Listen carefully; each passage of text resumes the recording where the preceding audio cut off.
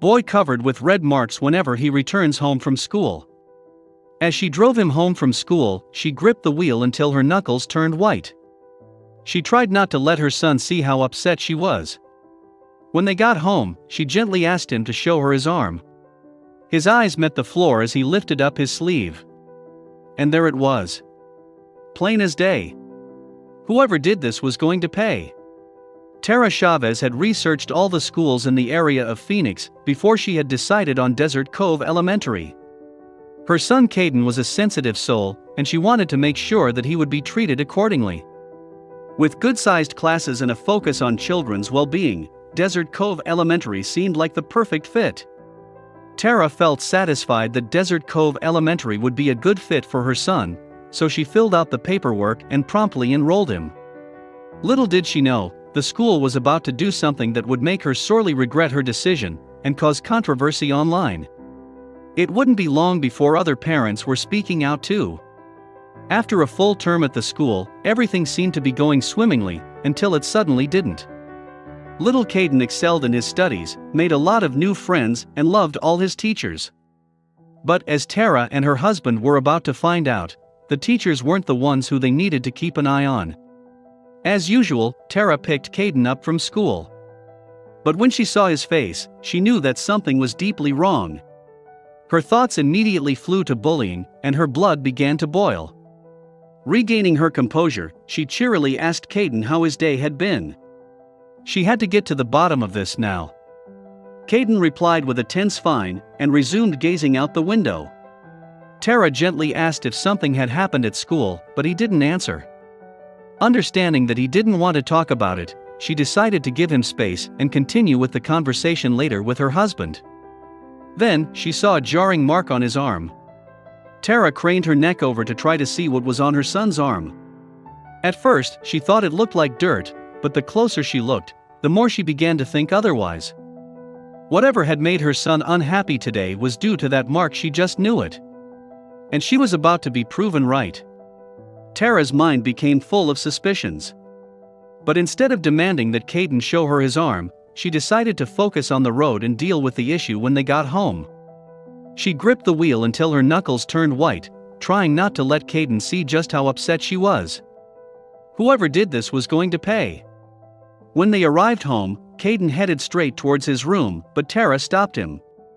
She called her husband, pulled out a chair, and invited Caden to take a seat. Her husband playfully caught Caden and perched him on the seat. Tara asked him to show them his arm. He looked down as he lifted up his sleeve.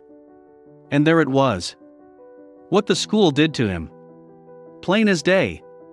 I asked if he was given a choice, and he said, "No, she just grabbed my wrist and put the stamp on," the angry mom explained in an interview. The mark was ink. But he hadn't written on his own arm. His father looked closer until he could make out the words that were stamped. He couldn't believe his eyes. Immediately, her husband took a picture of Caden's arm. He was screaming and crying the entire time, Tara said. He was humiliated, didn't even want me to take a picture of it. There, in thick blue capital letters, were the words lunch money, stamped on her son's arm. But what was the meaning of this? And who had done it? Caden explained that it was the lunch lady. Apparently, she had felt the need to publicly shame him in front of the entire school.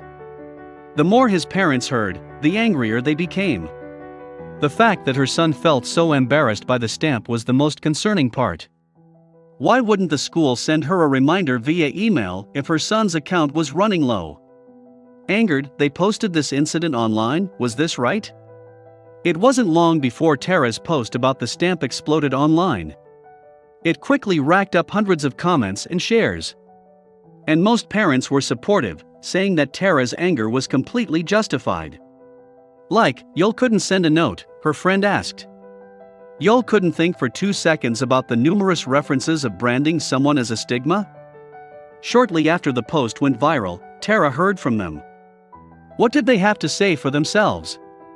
Of course, the school's representatives denied everything. They acted as though they had no idea what was really going on in their own school. Cornered by local media outlets clamoring for an interview, they were under pressure to make a statement about the incident. The outraged parents wanted answers. and all eyes were on the school's principal. Desert Cove principal, Stacy Orest, stated that cafeteria staff had never intended to embarrass students with reminder stamps, and that they are always supposed to ask them if they want a stamp or a reminder slip. But that answer wasn't good enough for Tara or the other parents who were on her side. And it certainly wasn't a good image for Desert Cove Elementary School. A lot of parents decided to stand behind the family, saying that Tara's reaction was totally justified. One thing was for sure, they wanted the reminder stamps gone. The following Monday, the school was forced to make an official statement on the matter. Paradise Valley Unified School District spokesperson Becky Kelbaugh tried to explain. It was never the intention of Desert Cove Elementary School administration and staff to embarrass any student by using the stamp, she said. So, what were they going to do about it? She continued, students were given the choice between a letter or reminder stamp. Going forward, Desert Cove Elementary School will send a letter home notifying parents of low lunch balances. She also told the Phoenix New Times that Desert Cove will discontinue reminder stamps about low lunch money accounts. But this isn't the first time this has happened. John Bivens' son, a third grader who attends Gardendale Elementary School, came home with a similar stamp on his arm. At first, John didn't think much of it. I thought it was a good job stamp, he said. But when John took a closer look at his son's arm, his initial nonchalance quickly turned to fury. John and his wife send their son to school with packed lunches, but allow him to occasionally buy treats from the school's cafeteria. But what angered John the most was that his son had had a positive balance on his cafeteria account at the end of the term. At the time of the offending stamp, John's son still had a balance of $1.38. They herd these kids like cattle, the angry dad said. He also said that his son was branded. When you start stamping a message on a child's body instead of calling, it's not okay, he said in an interview. Then, he saw that it was a stamp that said, I need lunch money. John was surprised, as the school usually sent them a notification when his son's account was running low. And with this branding of children and causing them public humiliation in schools becoming more and more common, parents are becoming more outspoken on the matter. Joe continued, it's a form of bullying and shaming the kids. What do you think? Are parents right to be outraged by this branding system in schools? Desert Cove Elementary School is in an affluent neighborhood, and only 32% of the students attending school there qualify for reduced price or free lunches.